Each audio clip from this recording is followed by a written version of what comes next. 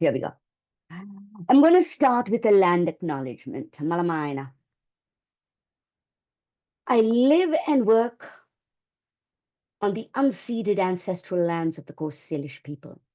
I recognize that the University of Washington Bothell was built upon the unceded homeland of the Willow Sammamish people. The campus also touches on the shared waters of tribes and bands within the Squamish, Tulalip, Muckleshoot nations. I'm grateful to be a guest in these lands and commit to show solidarity for the continued fight for Indigenous sovereignty. Now, such utterances can become performative substitutes for transformation. And in fact, they often are used that way. Why there is an attack on even articulation of DEI statements by the Trump administration, I do not know, because that has been one of the most successful ways in which institutions have avoided responsibility, making an office and making a statement instead of actually doing anything. But there you go, even that unsuccessful policy was attacked. But if you don't want to be performative, I'm going to make two suggestions. For those in the United States, because we do live on unceded land, this is also true for Canada, for Australia. You need to find out where you are. Where we are in Seattle, the statement is real rent is due. If I go and live in somebody's house, A, I pay them rent. B, I don't ask my landlord, what are you doing with my rent? Did you go to Vegas and blow it up? Did you gamble? Did you make sure your children went to school? Nobody asks somebody who has earned one-off wages, rent, profits, and interest what they do with their income share. This is rent. Real rent is due. It goes to the indigenous communities. They do what they want with it. It is not up to us to give it to them as charity, and it is not up to us to question what they do with it. This is where I want to start. Wherever you live, whether you are a migrant, an immigrant, or safely multi-generations claim to the land in a nation state, there is some history of violence, whether it's a colonial history, whether it's a migrant history, whether it's a land displacement history, whether it's a labor exploitation history. I urge each one of us, if we are looking for economic pluralism, to also start thinking about economic practice. I would like to make a shout out to the Solidarity Economies Network and the efforts to actually practice economic pluralism through economic solidarity, whether it is buy nothing groups, gift exchange, cooperatives, or various forms of living wages and so on. So for me, the econ equivalent of a land statement would be the economic equivalent of a pluralism statement that follows through with some actual action on economic pluralism. Thank you. Also, I have intellectual debts to many people. I have two particular debts to name. One is to Colin Danby, Truth in Advertising. He is my partner, but he is also an economist whose book, The Known Economy, is one that I'm going to draw on for a lot of this work. He's a well-known heterodox economist in his own right. The other is Cricket Keating, Christine Keating. She is a political scientist who works on feminist international political economy. That's how I met her. She has done tremendous amount of work and has helped me really understand, because interdisciplinarity should never be a vulturish project where you read two articles from some other field at a 400 senior level and imagine you're doing interdisciplinarity because you quoted two political scientists and one sociologist. Modernist political science added with modernist sociology added to modernist economics gives you modernist interdisciplinarity. It will not be a counter-disciplinary radical project. This has been one of my arguments, which will not be today's talk, with the realist school in economic pluralism promoted by Tony Lawson, a dear friend, and others, because I have found that their empiricism gets in the way of their politics quite often. That said, cricket helped me understand that if I need to do this project, I need to take the poli-sci side of it seriously. So for the economists, we're going to do a detour into some political science, theory of the state, very little. I also want to thank the History and Development Workshop at UMass, uh, the Gokhale Institute, Pune, and the Sonhati Reading Group in Kolkata for comments and suggestions for this. And a very special thanks to K. Satyanarayana and Parthasarthi Muttakurpan at the English and Foreign Languages Institute at Hyderabad for the interdisciplinary audience of students who really came together to workshop the last version. Stop. There you go. So I'm going to start and I'm going to go through some things. I am planning to send this paper out for publication within the next week. So if you want more in-depth references and things like that, reach out to me in a week's time, charus@uw.edu, and I will send you a draft of the paper with all the usual caveats about not citing until you're sure you've got the final version. So the Treaty of Westphalia took place in 1648. There is a lot of dispute about the reality of Westphalia as compared to the imagination of Westphalia. Now, it's pretty clear that the scholars who wrote about it, in particular Grotius, had this narrative, and the narrative was bothly reflective of the concerns they had in their moment and their effort to kind of broker a peace within which Westphalia somehow would loom large as the way you get the peace. So the reality of Westphalia is historically disputed by people, whether it was actually a treaty or even a single treaty rather than a set of treaties. This set of treaties is going to be important in 2 seconds. That took place, and it is the story behind what we now know as German unification. If you remember your history, where you read about unification of Germany, unification of Italy, da da da. In other words, this is about the formation of nation states. How do disparate entities, identities, territories, and groups become a nation, not just a nation state? Two things are now coming together. There are functions of the state, which is governance, and there are functions of the nation, which is about territoriality, belonging, and membership. Nation state is the idea that the two will be joined. And the initial idea was the two are going to be joined because governance and belonging should be twinned. Makes sense, right? Colonialism is about governing people who do not belong. I govern you, but you're not part of me. So twinning governance and belonging looks like the obvious solution to the problem of exclusion and difference. And so Westphalia looms large in people's imagination because German unification, and especially with Hegel, so it is both on the left and the right, this whole idea of the dialectic unfolding of the natural height of the unified people. In the US, we have Manifest Destiny. In England, you all have Little England, and of course, all the imaginations of how this little island conquered the world, so on and so forth. Every place has its particular imagination. Said on Eurocentrism has talked quite deeply about what this imagination means.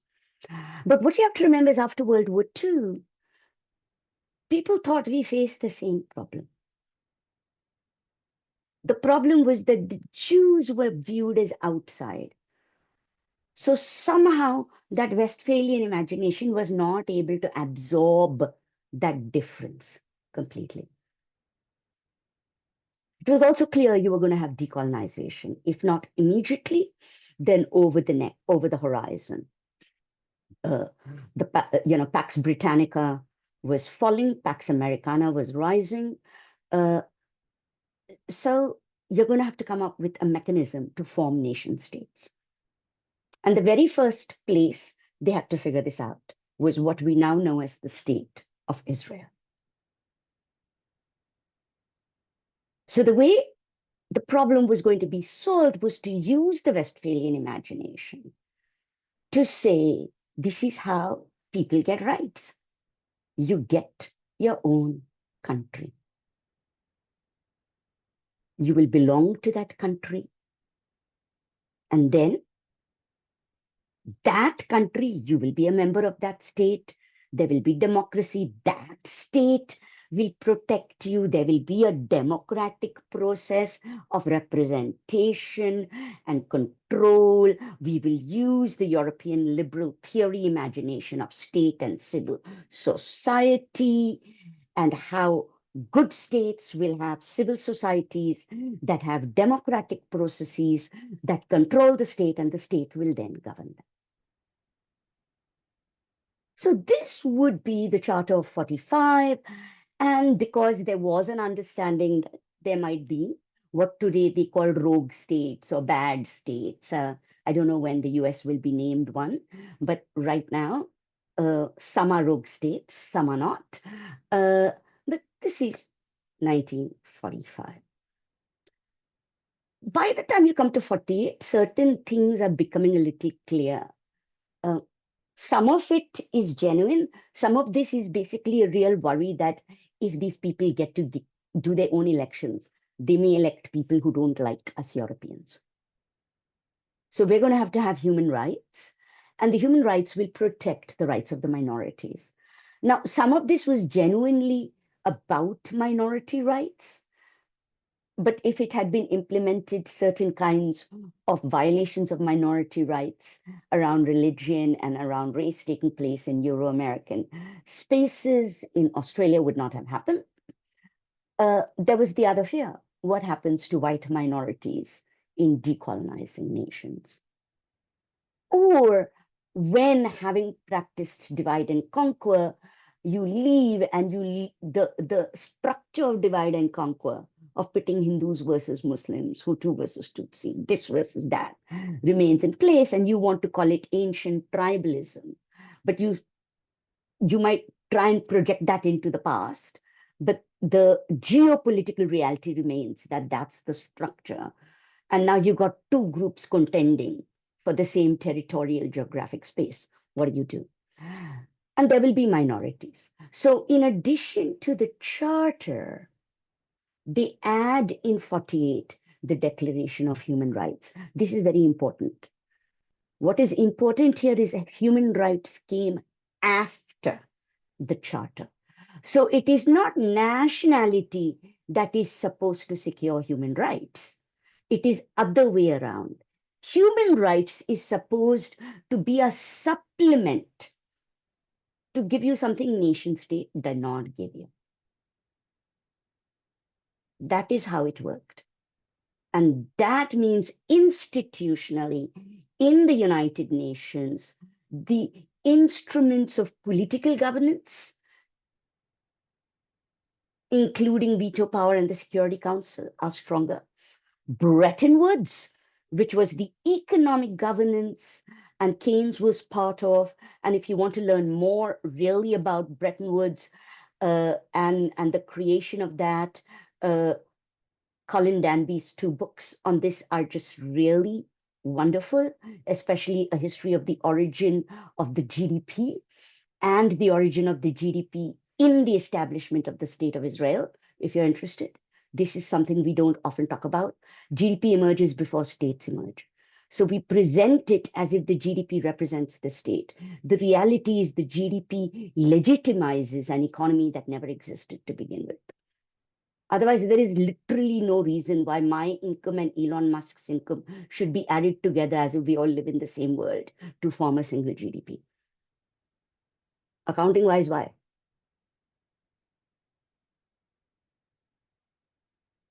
So part of what's happening is that the third institutions, the institutions that are supposed to secure human rights, like the criminal court and so on, they have no teeth. And because they come later, countries can decide whether they sign on to them or not in the United Nations. Whereas, for example, as Marilyn Waring pointed out years ago, a country cannot decide to not use the UN database for how to define GDP, national income product accounts, IMF. Country cannot decide not to use those accounting systems to measure their growth, their policy, their well-being, their future, their targets, all of that. In order to be in the UN, you have to use the UN accounts. But in order to be in the UN, you do not have to sign on to this Human Rights Charter. So let's just look at what exactly Westphalia put together. The imagination, not the reality, the imagination is as follows. So each dot is a human being. And the UN imagination is every dot will belong to a box. A box is a nation state. It has both territorial control, so sovereignty is territorial control over a geographic area. There's sovereignty. And then there are people who will belong to the box. Every human being will belong to the box. Interestingly, one of the least cited human rights in the Charter is the right to citizenship.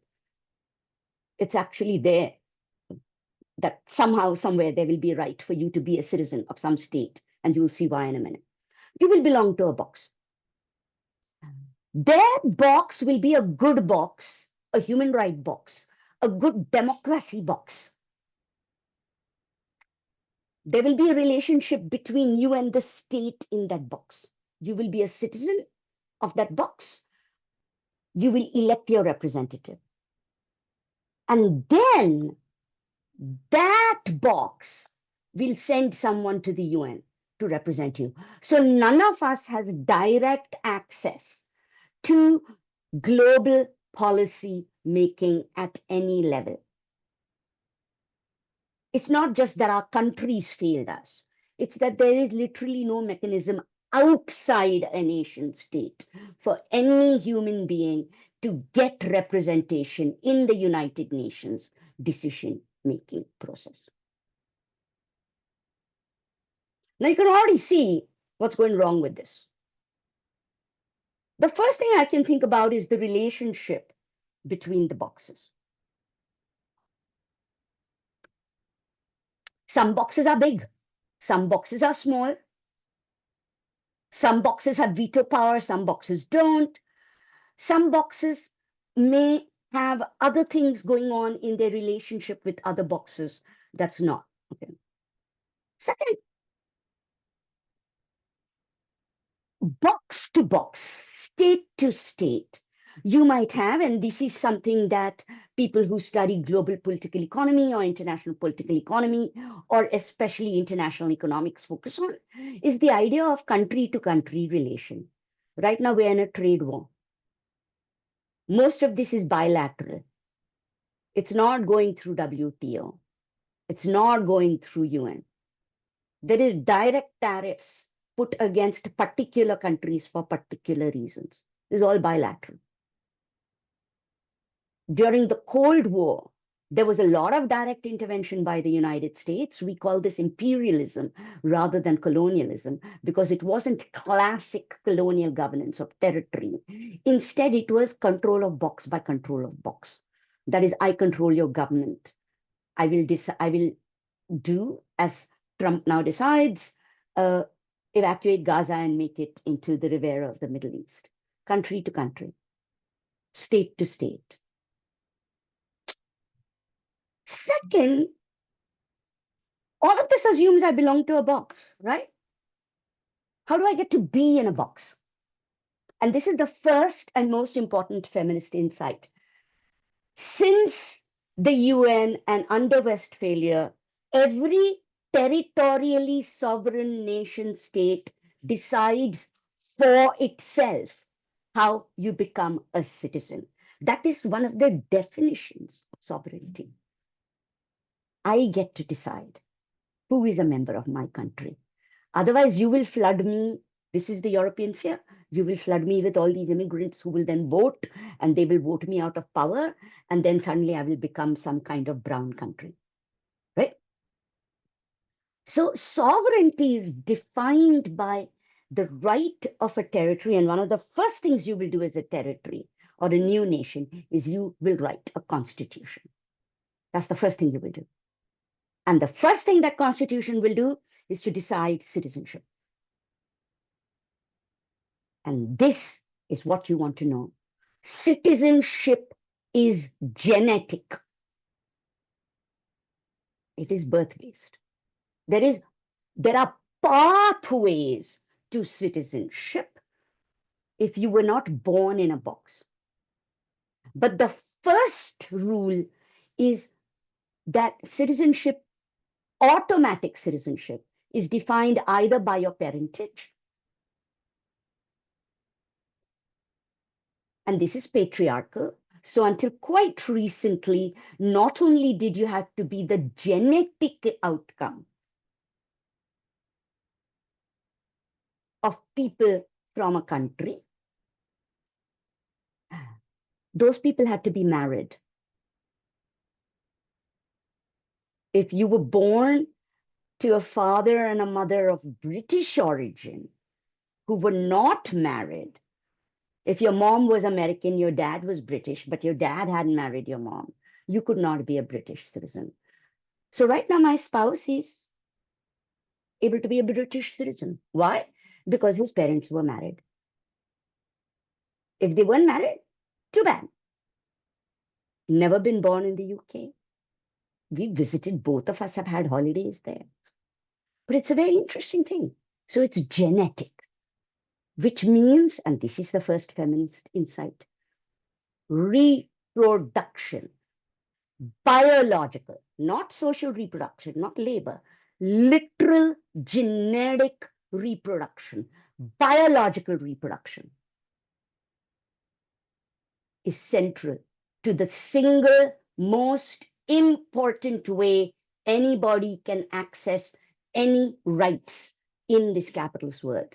So we like to talk of the transition from feudalism to capitalism as a transition from birth-based to market-based rights. I want to suggest there is no market-based rights. There's market-based obligations. Rights are still birth-based. Where you can vote, where you can work, in some places even whom you can marry is genetic. In some places, European countries are not one of them, mostly. You also get birth-based citizenship, that if you were born there, you get to be a citizen of that place. Right now, we are undergoing a fight about whether or not the United States can get rid of birth-based citizenship. We're going to talk about that as we keep going. So this is the first feminist insight. The way you get into a box is essentially biological, and it's patriarchal. Who was married to whom, whose womb you came from, whose genetic material you're part of. Second, people traverse across boxes. That's missing in the UN Charter. Right now, one of the biggest difficulties of citizenship, both birth-based and non-birth-based in terms of migration, is that people are on the move or somebody has multiple parents. I got one parent who's a citizen, another who's not. We've got people who were born in refugee camps and who have been stateless for 3 generations. What happens when you move across boxes? What happens if you don't belong to a box at all? What happens if you are hounded by the state of your box and you have to leave and there's nowhere for you to go? Remember, you can't get into the UN except if somebody represents you through that box. So all the other agencies, UNHCR, this, that, and the other, they are understood by the UN and the rest of us, not as rights agencies, not as political agencies, not as civic agencies that are authorized to handle a global issue of human rights. They are understood as charity organizations that help people who unfortunately lack a box. Yeah, people traverse boxes. So we can already see a lot of things going on with these boxes that tell you that part of the flaws I've been identifying, many of the global problems we talk about in international political economy are automatically a result of the fact that the box structure cannot handle these problems. That's why they are problems. Nothing in the boxes was supposed to fix them. So then when they happen, we don't know what to do about them. And we all say human rights or aid. And of course, US aid just disappeared yesterday. So there you go. We continue to use the box. There are two more things. One is there is a tendency when a box fails to talk about it as a failed state. Good boxes and bad boxes. My box is a good box. All of Africa is one big failed state, right? So there you have. The other is, how do you solve question of majorities and minorities inside the box? And I'm going to come back to this as the central question of what's happening right now. And you're supposed to do it by civil rights, and you're supposed to build in, as a good state, civil rights into your constitution. So what's supposed to happen is that there is, through the UN Declaration of Human Rights, a template that you can use in order to guarantee human rights as constitutional rights to minorities, so that minorities are also protected inside the democratic good boxes. So here is a good box. A good box will not be a failed state.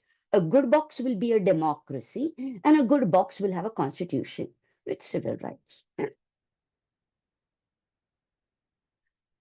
We still don't have very clear understanding of national aspiration. Ana Maria James Guerrero, many years back, wrote a very well-known article, this is back in the 90s, called Civil Rights versus Sovereignty, where she was trying to distinguish between what today you would call intersectional and decolonial approaches. In other words, she was trying to anchor or distinguish between African American models, this is a US debate, of civil rights versus indigenous community models of sovereignty. So while this is all abstracted into mist right now, it's very important to remember theories that are useful are anchored in a political question, an issue, a practice. You adapt the theory when the issue changes, but you don't just randomly make it float as mist. So what she said is, what happens with civil rights is civil rights more tightly ties me to a country I never chose to be a member of. This was Gandhi's point when he was asked, well, would we give you more representation under the British? Did we solve this problem by allowing Indians to vote for local elections? And he said, I do not want to be a subject of Her Majesty the Queen. I want my own country. And people said, but think about it. There will be so many problems. You all will fight with each other. There will be bloody. Well, and true, all that happened. And he said, yes. But they won't be your problems, sir. They will be my problems for me to resolve. So civil rights versus sovereignty was that civil rights more tightly establishes a minority in the ambit of a state as citizens who will then have membership in that state and claim rights to that state. I too am woman. I am a citizen. I too am Asian American. I am a citizen. I too am African American. I belong. Versus sovereignty. Nah, I will not come to you. You will come to me. I want my own country. I want autonomy. right? So this is a very interesting question. Politically, we've faced it in other spheres too, feminist separatism versus liberal feminism, all of that. But in terms of nation states and minorities, this is a very serious question, which means one thing the UN doesn't always clarify is how do you get your own state? I have the architecture of the boxes. Once a box is there, and somehow we all know that that box exists, then you will be part of that box. And then you will be a citizen, you will have membership in that box, you will are a good box. How do I get my own box? You have to have a separatist movement. Then you're a terrorist. Then the globe has to decide whether or not you have a right to that territory. Can you establish your own nation state in that territory? One state solution, two state solution. Kashmir, Palestine, East Timor, Mongolia. Right? The last time this question was tried to be addressed was when the ex-Soviet socialist republics broke up into autonomous states. That was when we last had effort to establish nation states. And that was never properly resolved. Look at the struggle around Ukraine. A lot of it is about border wars, territories, whether or not you got to establish a nation state. When do the borders of a nation state assume stability and say, okay, at this point, this is it, this is the box. No more tampering with the size of the box. Box is done. Now you're in or out, right? So we still have all this, and we still haven't come to my main point. My timing is good. I'm going to come to my main point, which is all this is about all the problems we talk about as something the UN will solve through international agencies in global conflict. And I'm suggesting it's all built into the charter as problems that were going to come up anyway. And nothing in the charter helps us figure out how to solve it. But now I'm going to look at the good state. Not the bad states, the failed states, the this, the that, not the good state. You are democratic. You're European. You're American. You're Australia. You're Canada. One of the nice places. You're a democracy. You have a constitution. You don't have some military dictator. No, no, no, no, no. So you're a secular state with representative democracy. And now we're going to go back to citizenship. Citizenship is generic and birth-based, right? That is how every single country defines it. Either your genetic material is material that derived from a prior citizen, or you were born there. Or three, you are considered an immigrant, and then there is some mechanism of establishing your worthiness to become a legal migrant and then a legal citizen, right? We already got all this problem of people without boxes and so on, but this is the good state. Every time I talk to somebody in the US, they're like, I'm not against migrants, I'm against illegal immigration. It's only the bad people, the criminals, the Haitians who eat dogs.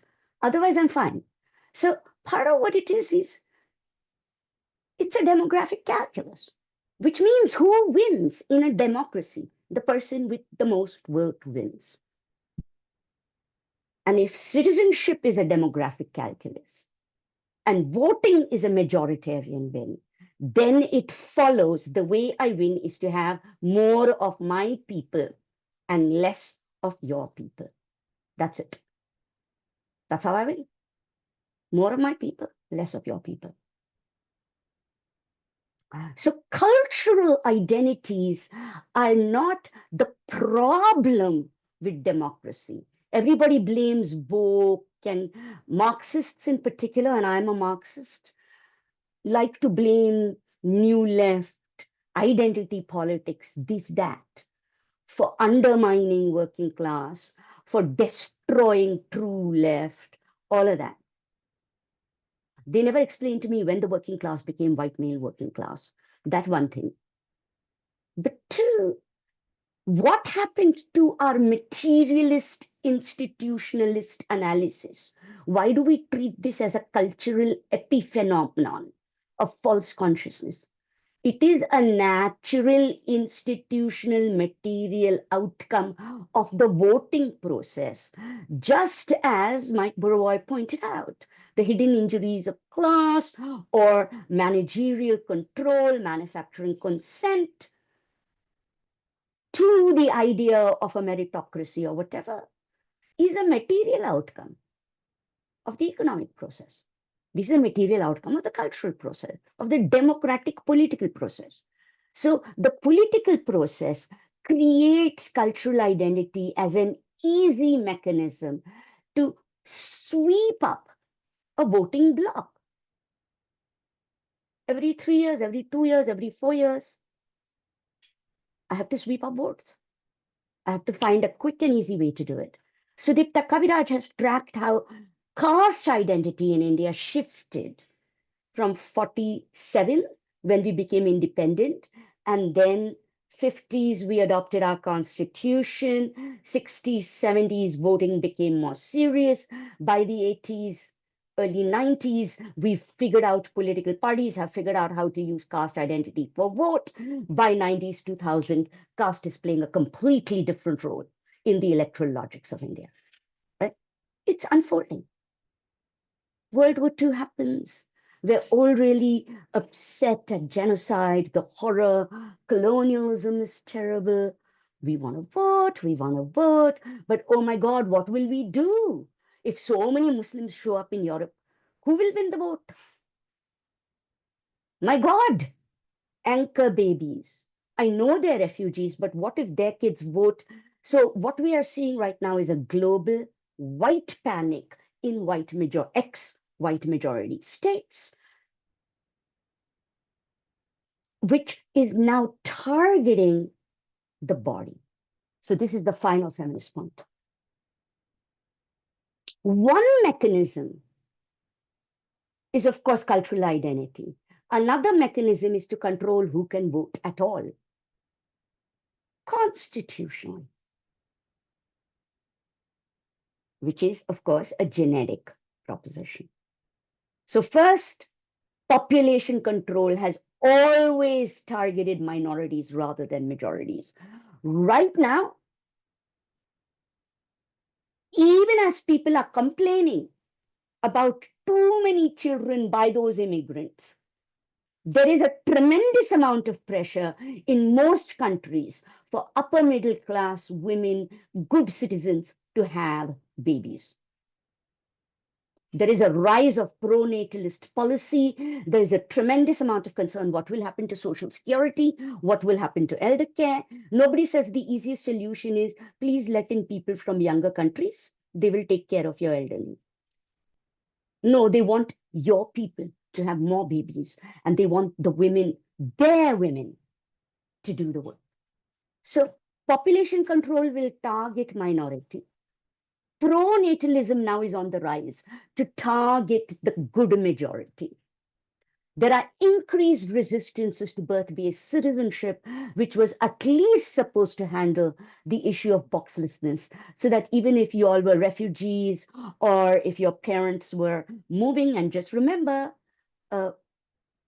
until up to World War II, this world had huge migrations and immigrant populations under colonialism. After World War II, the setting up of the nation-state apparatus actually for a period shut down the normal process, the normal volume of migration. So what we view as globalization is actually the second globalization with the rise of migration. Still not back up to the levels it was during the height of colonialism. Right? The nation state formed borders that didn't exist before. This nation state didn't just maintain borders that always existed. And migration was supposed to be handled by saying at least birth-based citizenship, which a lot of people didn't agree, but there you go. A lot of pressure against migrants and immigrants of the wrong sort across the globe.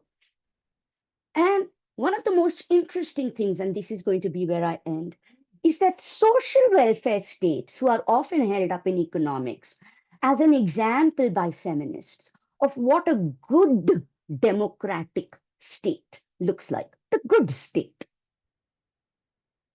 are often among the most anxious about racial othering. In fact, the rhetoric is, we can't afford these migrants because they will come and abuse our social welfare system. Social welfare and being a good state is actually used as an excuse for why you should practice some of the most rank forms of violations of human decency in good states.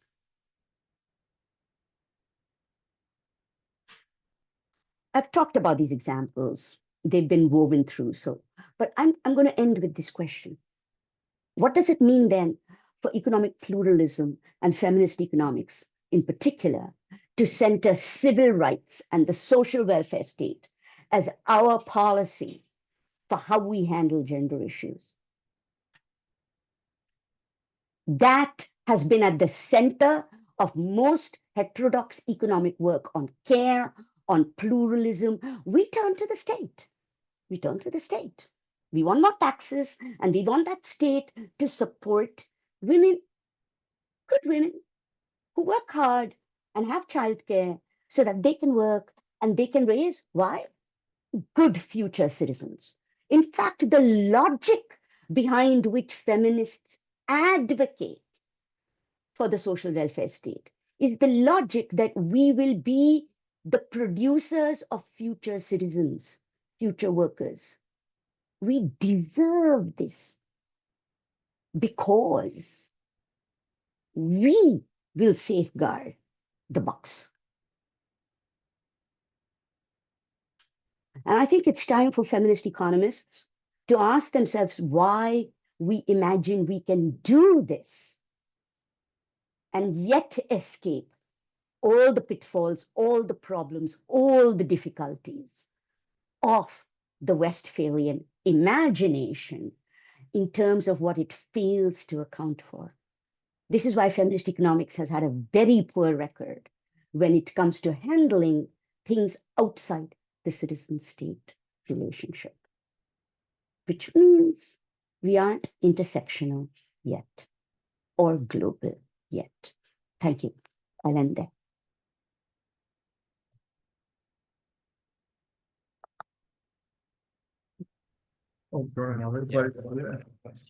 Yeah.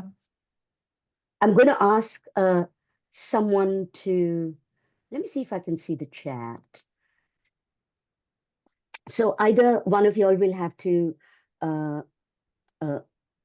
locate who's raising hands because I can't see everybody, or Just ask people to submit their questions. yeah, or input their questions in the chat.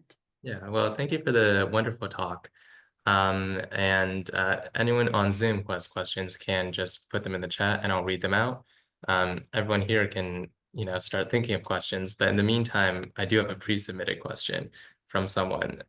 It is pre-submitted, so it's not, I'm afraid it's a bit of a digression from this current talk. It's actually about a piece of your earlier work.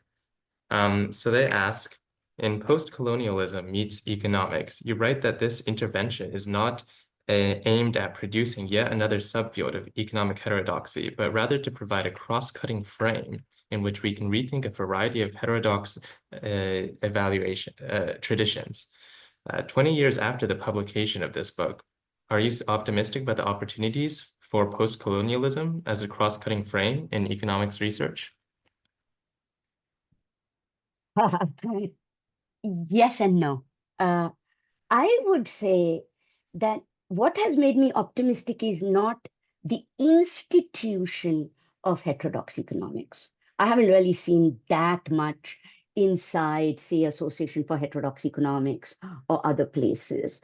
And I think, and I'll tell you why I think that is. in a minute. But I've actually seen this work picked up outside. A lot of geographers have picked it up. A lot of people in anthropology have picked it up. A lot of folks in global development have picked it up. So, in fact, it's been in places which aren't particularly interested in the econ discipline as their audience that this has made the most impact. So in that sense, we were right. Trying to create a subfield wouldn't have worked because the audience of econ has a tendency to do certain things for legitimacy, and it didn't work there. But it worked in places which were very unexpected to me, mainly because they were not that interested in what economists thought of them. They had their own project and they allowed this to enter their project. And that's where that's where it became truly interdisciplinary, and that's where I've seen it work. So in terms of the answer, has it had an impact? Yes. Has it had an impact on the discipline of economics? Probably not as much as I would hope. I do think a new generation of scholars have come up, growing under the shadow, if you will, of ecological and neoliberal disaster, who are more receptive to these ideas than was the case when we put that book out. It's now quite a long time. So that is one thing. Remember, at the time we wrote the book inside economics, and I will still encounter this in various places. If you call yourself post-colonial, everybody assumed you were relativist. In fact, I still have debates, and one of the constant charges against anybody who does anything post is, aren't you a relativist? Martha Nussbaum, Amartya Sen, Tony Lawson, everybody has argued that those of us who do this kind of work are essentially relativists, no ethical anchors. And this is a kind of strange debate. It's a bit like somebody in this day and age saying, oh, but if you recognize multiple genders, women will disappear and bestiality will happen next. And at this point, yeah, that's a silly argument. But that's still a worry, and that's still a worry in econ. And I think it's because economists do not know how to do ethics unless they are anchoring it in an outcome to the nation state as policy. So when economists think of relevance, and this goes back to my question to feminist economics, when we talk about, but is your work relevant? What made Sen relevant and capabilities relevant was not the ethics. It was the idea that Nussbaum could anchor that ethics in a way that gave you public policy. So we have learned to do what James Scott said, which is seeing like a state. Our audience is other economists, and our audience is the technocrat and the state. So people whom that audience not what matters, they have done quite well with this work. People for whom that's the audience that matters, they get nervous because they think you're relativist. And my answer is, I'm not relativist. What do you mean I can't judge? I have written an entire book judging you. I judged you and I found something really bad and wrong with you. So what do you mean I haven't judged? Of course I can judge. I judge fine. You mean you don't know what to do with the judgment? That's a different question. That's your problem. That's not mine. That's my answer. Thanks. I see there's another question in the chat. I'll read Yeah. it out for his benefit. Thank you for the interesting talk. Does your critique of feminist approaches to the state and your critique of Marxist approaches that sideline issues of identity politics apply to Nancy Fraser's work as well? To some extent, yes. And I don't think it's because I critique her effort to root the emergence of questions of identity in materiality. And even before Fraser, I wanted to give a shout out to one of my old colleagues who's not been with us for long over a decade, Nancy Hartsock, who very similarly tried in Money, Sex, and Power to anchor the materiality of identity in a certain kind of Marxist dialectic, and sort of come up with not quite Fraser type of policies, but that. But I think part of why I have a difficulty with sidelining identity politics in Fraser's work is a little different than an abstract critique of its rightness or wrongness. It is that I believe that one of the things that is really missing in these critiques is an understanding of the imaginative work that also takes place in identity politics. When I think of some of the most interesting experiences I have had, for example, with women's groups, it hasn't been that they were right or wrong about their identity. It was what they started doing when they started articulating in a practical solidarity politics, ways of engaging difference. So I think that if you imagine identity politics as always anchored in the solidifying of identity, then the only identity you will imagine that is able to produce solidarity is class. This is why you will always treat identity politics as a sideline.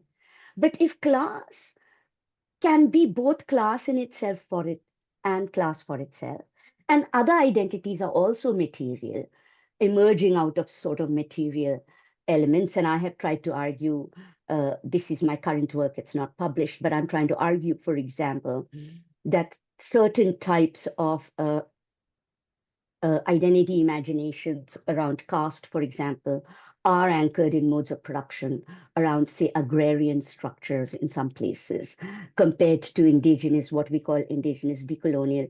Its difference is not tribal versus feudal or whatever.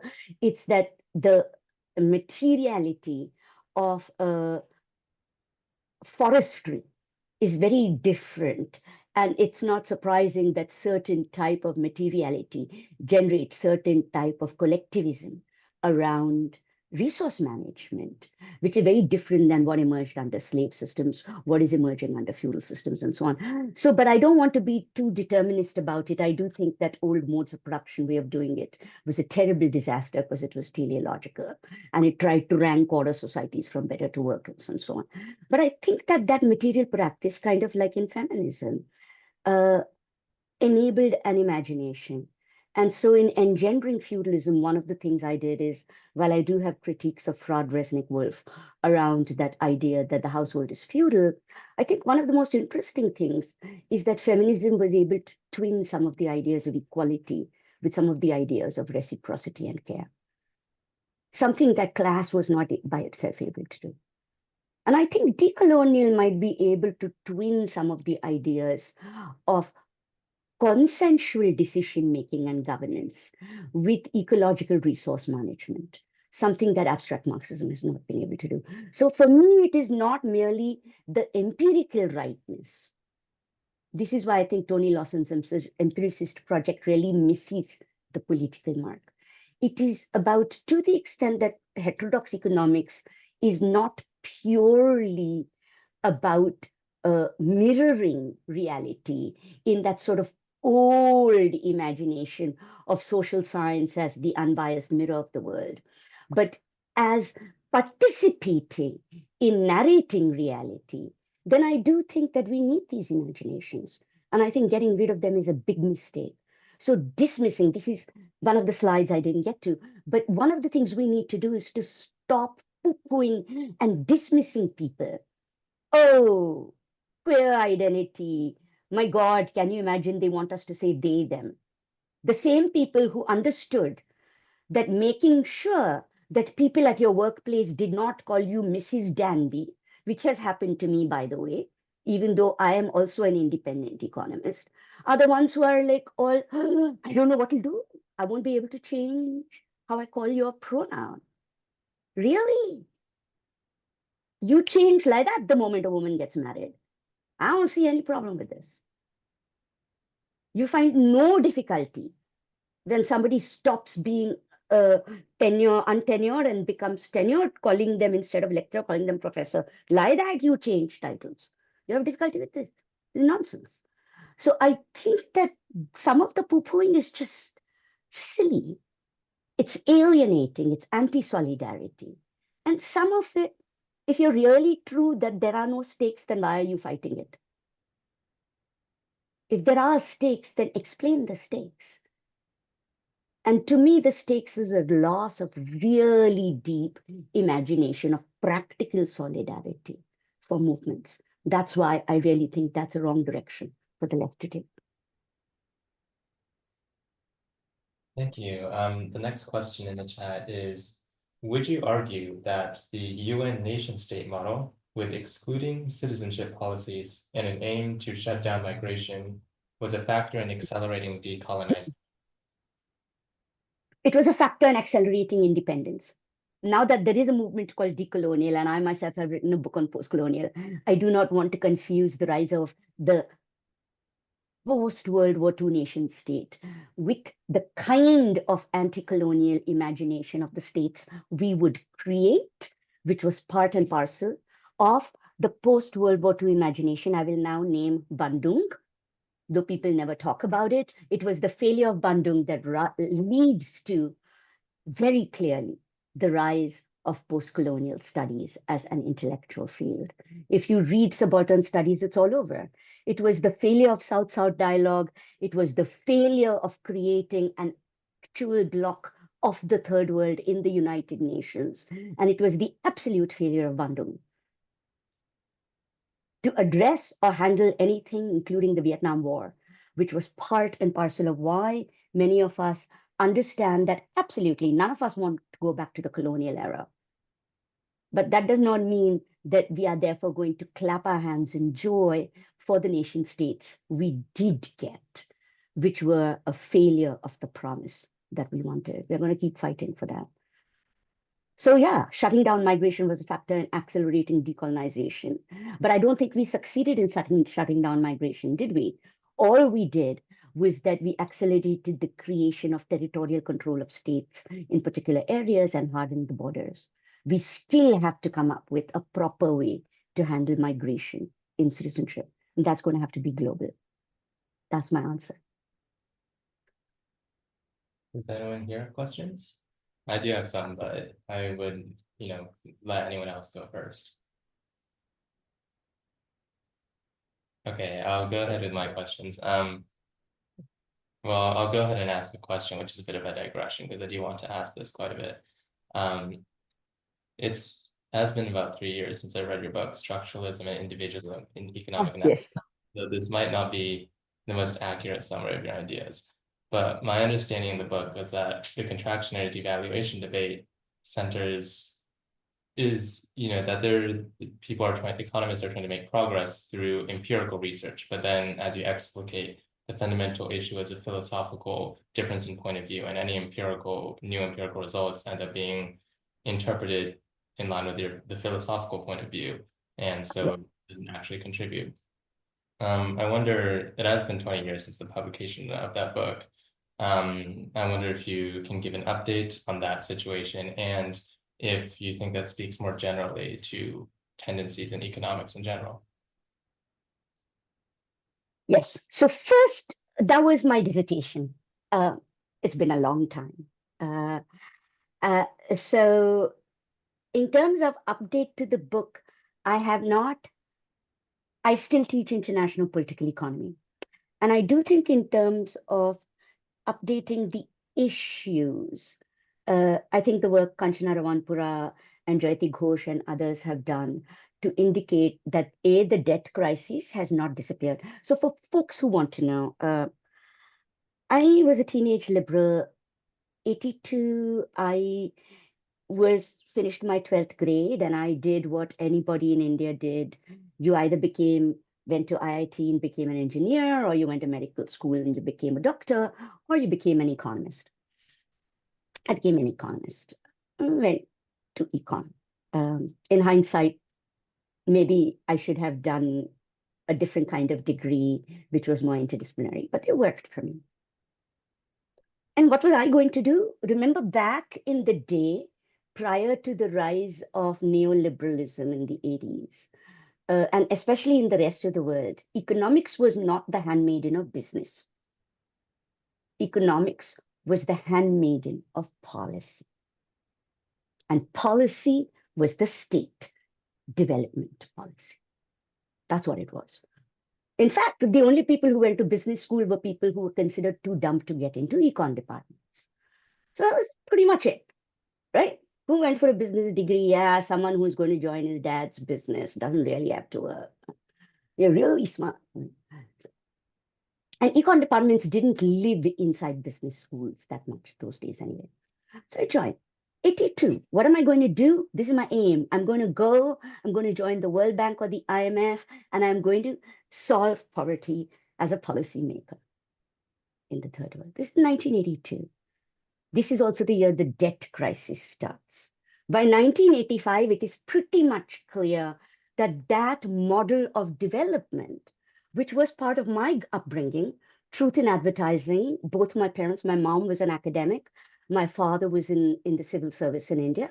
Both of them were very much involved in development policy and development planning. And that was a milieu I was part of. And there it was, it had failed. So here you are, 1985, right? This is then also when the Nairobi conference happens. And Dawn comes out saying that look at what development has done to women. This is when I start my graduate degree. So I go to UMass. And I'm still struggling. I have had no heterodox training, no economic pluralism. There were no words like that back then. All I had was micro, macro, yeah. And because I went to Delhi University, of course, it was little less neoclassical. We did read Kaletsky, we did, right? But not, it was still pretty technical. It was eye-opening for me to go to UMass. It was very transformative. I was encountering new ideas. And honestly, this is something very few people talk about when it comes to pluralism. A lot of people think you turn to pluralism because you're poor at math. The answer is if you're good at math, you get really bored with mainstream economics because we act as if being able to do two calculus, one Lagrangian maximization, a little bit of statistics. What? Invert a matrix. Like we are top of the hill. Our math is so brilliant. Mathematicians laugh at us. It's a joke. So what happens is then you become interested in the economics, the actual economics of it. And that's when the philosophy started attracting me. So in terms of an update, I would say it's very clear the debt crisis is still with us. It's very clear that the ways in which we both think of accounting around nation states, currency blocks, and who is responsible for debt and how it will be paid again at the level of the nation state remains deeply problematic. The Known Economy by Colin Danby about the origins of this, including an entire section on the international financial statistics, is really worth looking at to understand the philosophy in terms of a much deeper, finer grained understanding and update from where I was. We were all in grad school then. So my path ended up being a little different than Colin's. I ended up trying to really think, okay, if we're constantly navigating between structuralism and individualism, which are the two poles I identified, I would say Tony and heterodoxy often reflects, a lot of pluralism often reflects the structuralist end of things. Neoclassicism often reflects the individualist end of things. Institutionalists and historians are somewhere in the middle, trying to carve out between them. The path I took with Iman was more Gramscian, which is to allow the question to guide the method, rather than imagining that the method would be a universal abstraction that would apply everywhere. So in terms of my current work, I am trying to think through from post-colonial to decolonial. I'm trying to take very seriously that when people tell me that no, we are not doing post-colonial. Nowadays, we're doing decolonial, that they mean something by it. I haven't quite figured it out. I still don't know exactly what the distinctions are between post-colonial and decolonial, but I get a sense that for a lot of it, they are trying to articulate something around indigeneity, which is not linked to the nation state. And that's as close as I can get to how my current project is updating that philosophically. But yeah, I don't think that debate can ever be resolved abstractly. It has to be resolved politically. And this is the Marxist in me. There is always going to be a dialectical relationship between the philosophical ways we talk about and think about social interaction, because we are social scientists. We are not physical scientists. Here, Phil Mirowski was right. If we are social scientists, our objects of analysis are also subjects, and that changes that dialectical unfolding, that dynamic. And it's a big mistake for economists to keep thinking math will save them from solving a question that math was never designed to solve. It was never math's question. The problem is not with math. Why should mathematicians develop a way to solve a problem which is not their problem? It's our problem as economists. How are we going to handle the historical fluidity and institutional shifts of the world that we live in, and how social interaction transforms things? So it's we are going to have to handle that. That's my answer. I hope it's good enough. It's kind of where I am now. Well, I mean, I've waited for 3 years for an answer, and I think that's a pretty good, I think it was pretty good. I think we have time for one more question. I do have a question that I want to ask, but I don't want to push the envelope and ask two in a row if anyone else has any questions. Yeah,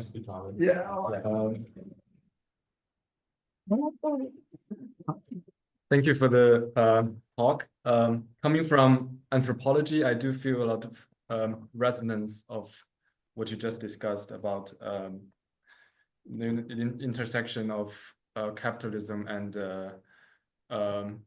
gender inequality, or issue of labor, like this issue of material or immaterial labor, and the intersection between like the development of capitalism and colonialism. So also you mentioned that this has been reflected upon or studied upon by a lot of anthropologists or maybe sociologists, whereas this doesn't have a lot of influence in economics.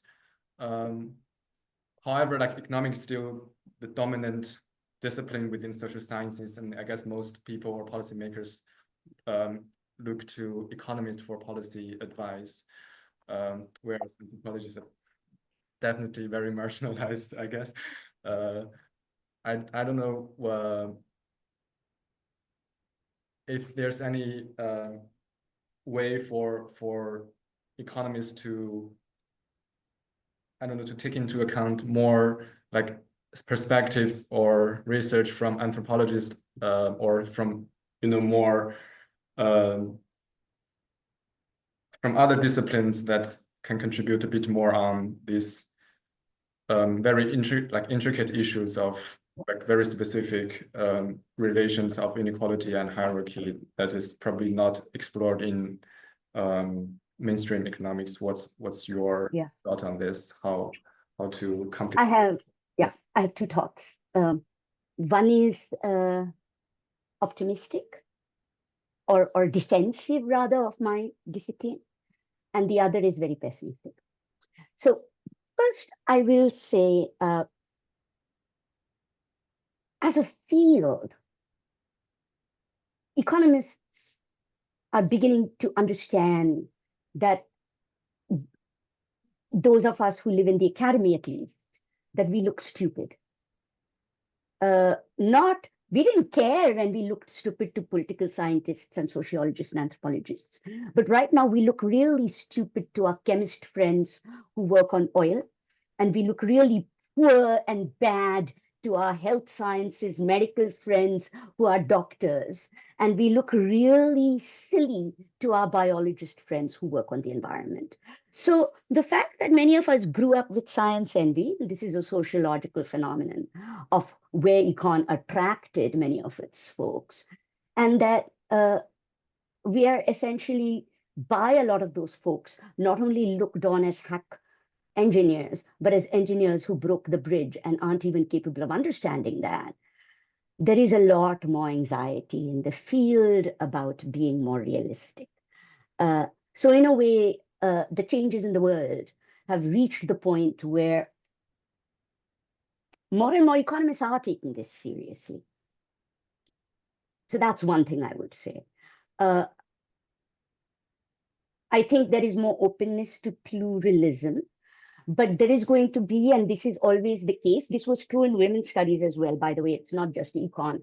The old guard was very turfy, I guess the word I would use, very resistant to LGBTQ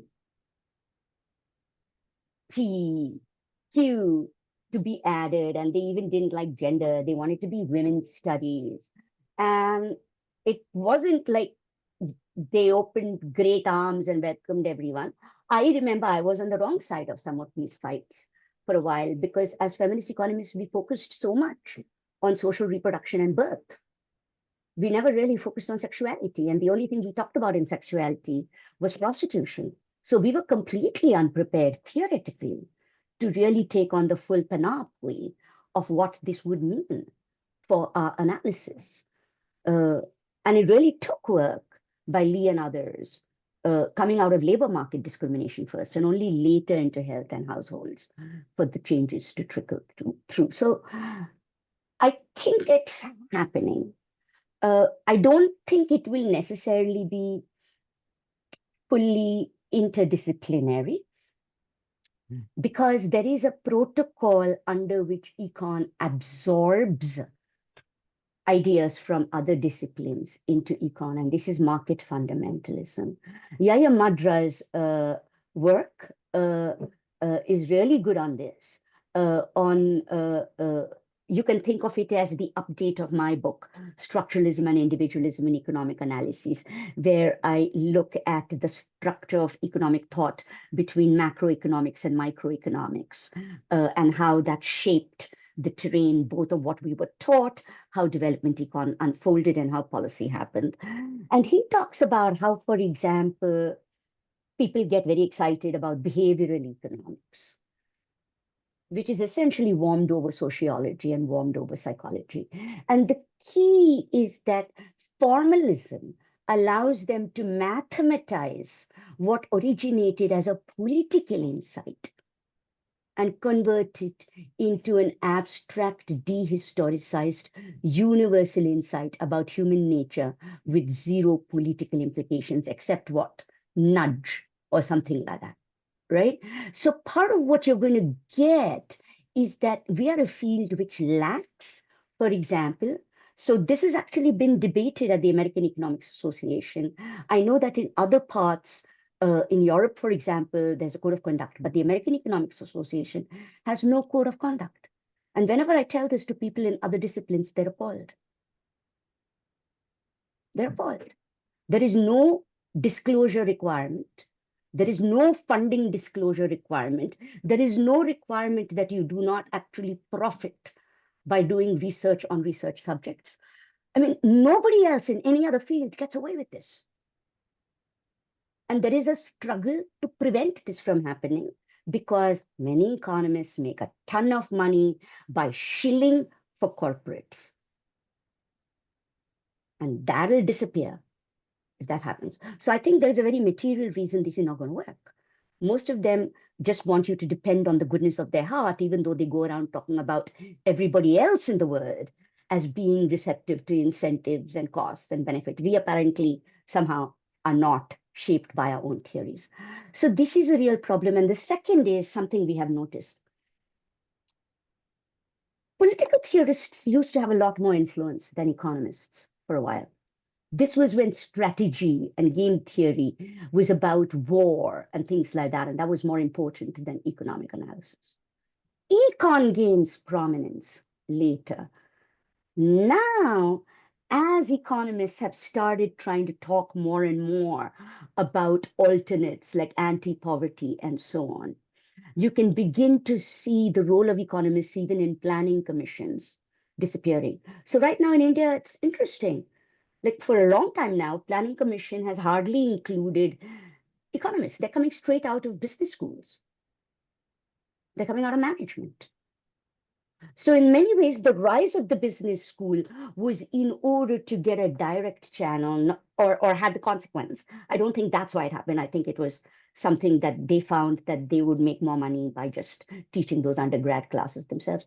But I do think that the more, for example, economists generate data about inequality, the more there is a direct attack on data, the more there is a direct attack on science.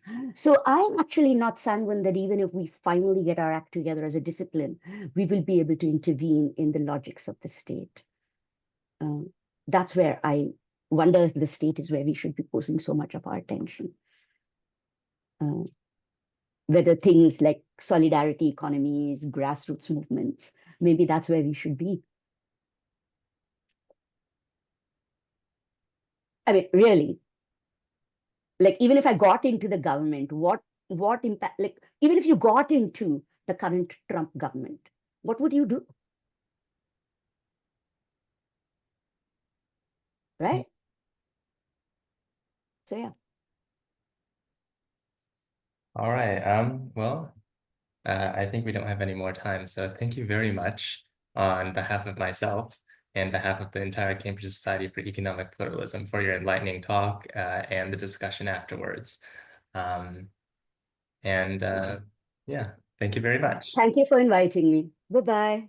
Goodbye.